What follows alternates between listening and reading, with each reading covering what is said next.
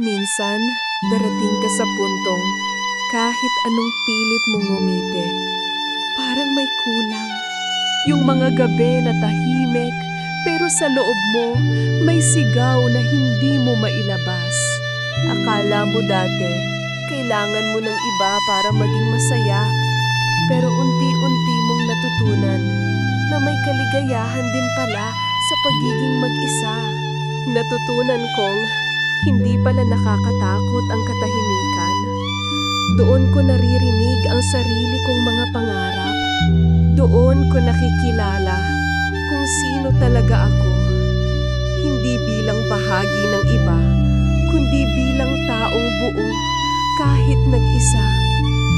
Natutunan kong pahalagahan ang simpleng sandali. Ang kape sa umaga, ang ulan sa bintana, ang mga awiting nagpapaalala na buhay pa ako.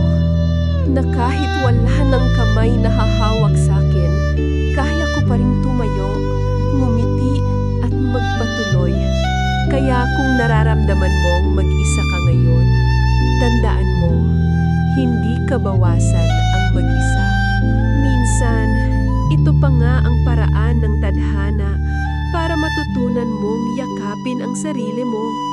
Maging masaya hindi dahil may kasama ka, kundi dahil natutunan mong buuin ang sarili mong mundo. At kung dumating man ulit ang panahon na may darating sa buhay mo, hindi mo na sila hahanapin para punan ka dahil puno ka na ng pagmamahal sa sarili. Hindi mo kailangang hintayin ng iba para maramdaman mong sapat ka na.